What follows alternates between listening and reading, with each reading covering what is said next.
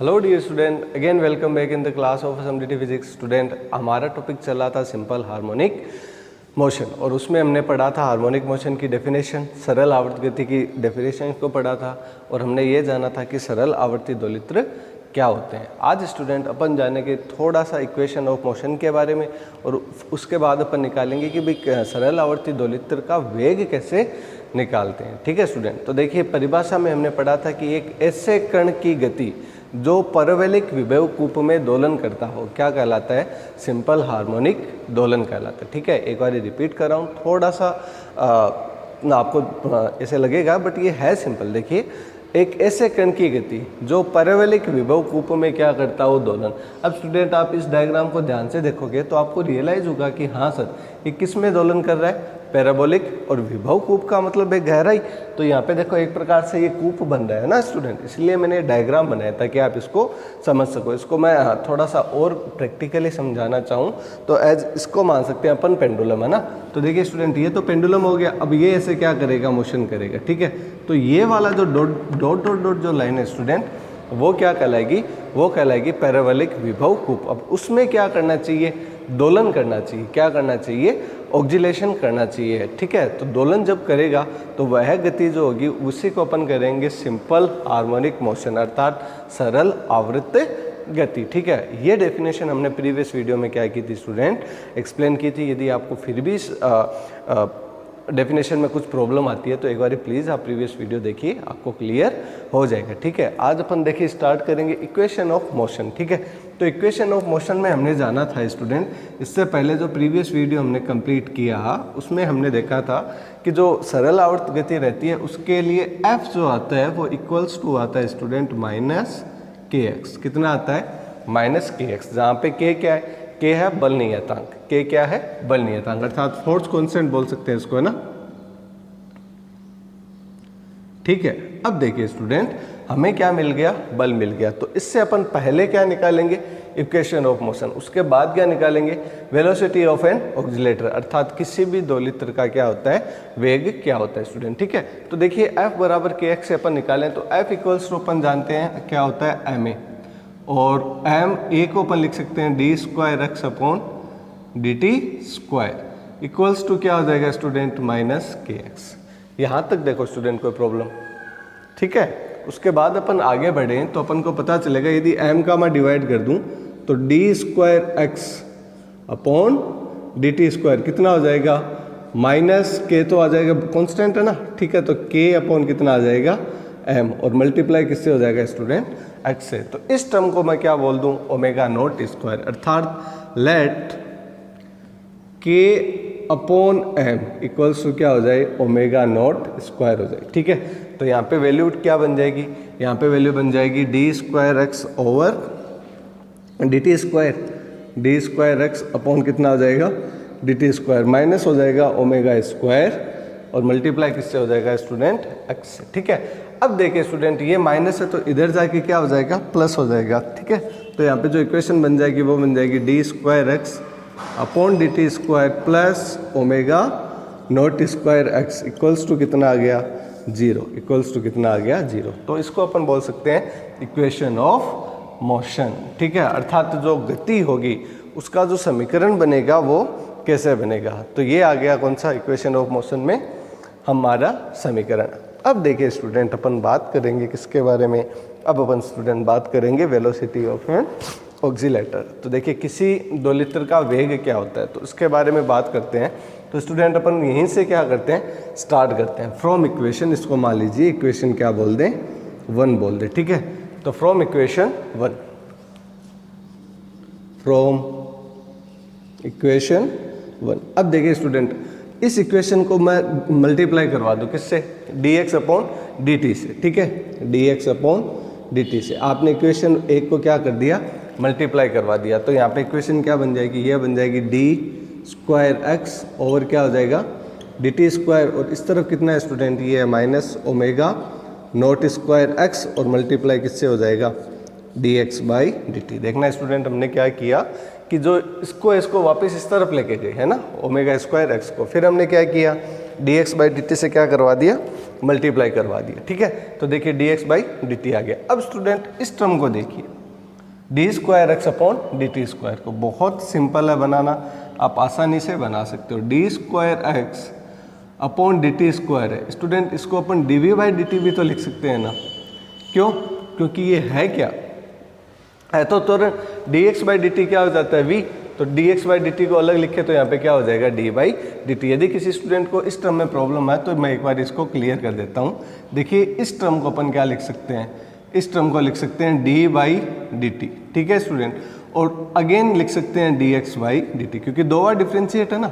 ठीक है, तो यहाँ पे क्या हो जाएगा student, D x by d T तो बन जाएगा v, तो ये किस में कन्वर्ट हो जाएगा, d v by d t में। आई होप स्टूडेंट अब आपको इसमें कोई प्रॉब्लम नहीं होगी। ठीक है, अब देखिए चलते हैं अपन आगे। तो देखिए हमने यहाँ पे क्या बना लेंगे, d x by d t, d x by d t, और फिर क्या आ जाएगा student, d v by d t, d v by d t, और इस तरफ कितना हो जाएगा, minus omega not square x, omega not square x, और यहाँ पे क्या हो जाएगा, डी एक्स बाई कितना हो जाएगा, डी टी। ठीक है, अब देखिए स्टूडेंट डी टी से डी,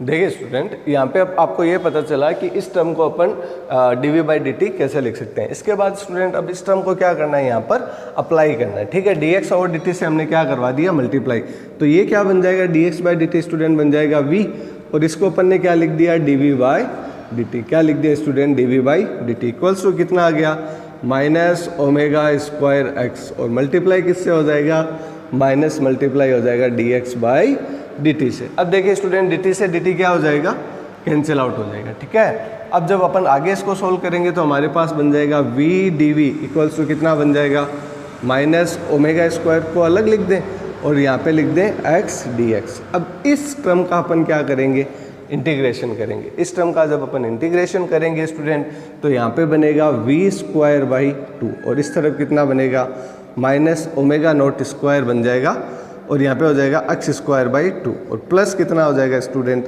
प्लस हो जाएगा सी। अब देखिए अपन को वैल्यू निकालनी है किसकी स्टूडेंट, सी की, अर्थात कांस्टेंट की। तो कांस्टेंट की वैल्यू निकालने के लिए मैं आपको एक सिंपल एग्जांपल से समझाता हूँ कि कैसे निकालेंगे। ठीक है स्टूडेंट, देखिए एक कोई पेंडुलम है, ऐसे देखिए ऐसे कोई पेंडुलम है, वो जब अपनी अधिकतम क्या करता है, ऊंचाई को प्राप्त करता है। अधिकतम ऊंचाई कैसे, मान लीजिए जैसे आपने इसको डिस्प्लेस किया यहाँ तक किया है। ठीक है, तो अधिकतम ऊंचाई पर मतलब x बराबर a पर उस कण का वेग कितना हो जाता है स्टूडेंट, 0। अब इसको आप एग्जाम्पल से समझिए, जैसे मान लीजिए कि मंदिर की घंटी है, वो उसको उससे भी आप समझ सकते हो, या एक पेंडुलम समझ सकते हो ना। तो पेंडुलम को आप जैसे क्या करते हो, फोर्स देते हो तो ये मैक्सिमम हाइट तक क्या होता है, डिस्प्लेस होता है। यहाँ पे इसका जो वेलोसिटी हो जाती है वो क्या हो जाती है, 0। इसका मतलब स्टूडेंट क्या हुआ, एट मैक्सिमम हाइट, या जिसको अपन आयाम भी बोलते हैं, x इक्वल्स टू a पर v इक्वल्स टू क्या हो जाएगा, 0। ठीक है, तो x बराबर a पर v बराबर 0, तो v की वैल्यू 0 रखें, v की वैल्यू 0 रखें और x बराबर a रखें, तो यहाँ पे c की वैल्यू कितनी आ जाएगी स्टूडेंट, c बराबर आ जाएगा, c इस तरफ चला जाएगा। ठीक है, तो c बराबर पॉजिटिव आ जाएगा कितना, omega not square a square upon कितना आ जाएगा, 2।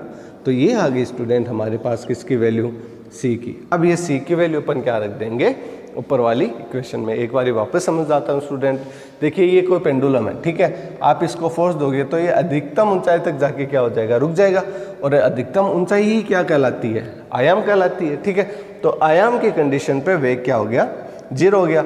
अब ये c की वैल्यू अपन क्या रख देंगे, वापस इस इक्वेशन में क्या कर देंगे, पुट कर देंगे, तो हमारे पास स्टूडेंट वैल्यू आ जाएगी किसकी, हमारे पास वैल्यू आ जाएगी वेलोसिटी की। तो आइए अपन जो वैल्यू ऑफ c है इसको मैं बोल देता हूँ, जैसे मान लीजिए इसको कोई इक्वेशन मान लीजिए 2 बोल दें और इसको बोल दें इक्वेशन 3। ठीक है, तो इक्वेशन 3 से c का मान निकाल कर इक्वेशन 2 में रखने पर, वापिस इक्वेशन 3 से c का मान निकाल कर इक्वेशन 2 में रखने पर। ठीक है, तो put the value of, putting value of c from equation 3 into equation 2। 2 से समीकरण 3 से सी का मान निकालकर समीकरण 2 में रखने पर अब जब अपन वैल्यू यहाँ पे रखेंगे तो वैल्यू कितनी आ जाएगी, ये आ जाएगी v²/2। कितना हो जाएगा, ω² x² अपॉन कितना हो जाएगा 2। और c की वैल्यू कितनी आ जाएगी, c की वैल्यू होगी यहाँ पे नथिंग बट ω²